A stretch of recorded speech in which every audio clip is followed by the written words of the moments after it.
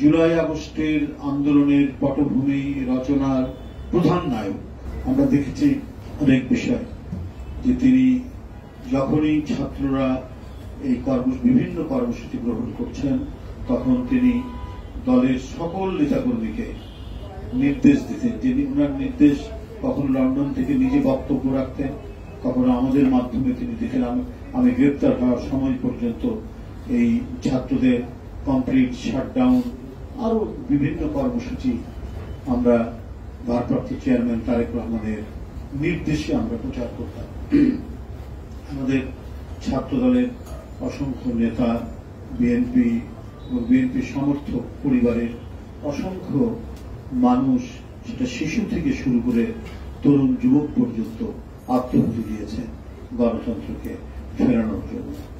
তো এই কাজগুলো যাতে সুচারুভাবে শৃঙ্খলাবদ্ধভাবে দেশ জুড়ে তোলপাড় ওয়ালটন ফ্রিজ কিনে আপনিও হয়ে যেতে পারেন মিলেনিয়ার এবং সত্যিকারী মানবিক তাড়নায় আমরা করতে পারি। এই জন্য তিনি দলের ভিতর থেকেই একটি অরাজনৈতিক মানব সেবামূলক একটি সংগঠন গড়ে তুলেছেন এবং রুম্মন এবং ইয়ের নেতৃত্বে, মিথুনের নেতৃত্বে আমরা বিভিন্ন পর্যায়ে এর সাথে সংশ্লিষ্ট থেকেছি। মূলত তারাই এই কাজগুলো করছেন, বিভিন্ন জায়গায় যাচ্ছেন, আমাদেরকে আমন্ত্রণ জানাচ্ছেন, আমরা যতটা সম্ভব পারছি যাওয়ার জন্য।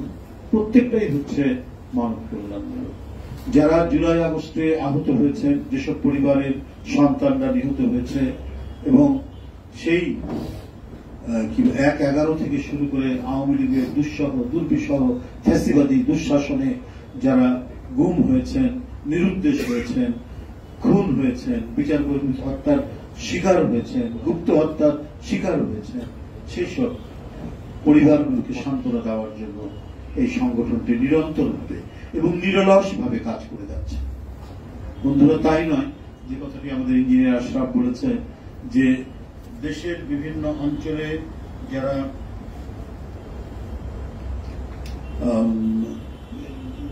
নানা ধরনের মানুষ, বিশেষ করে তরুণরা যারা উদ্ভাবনী শক্তি সম্পন্ন, যাদের মেধা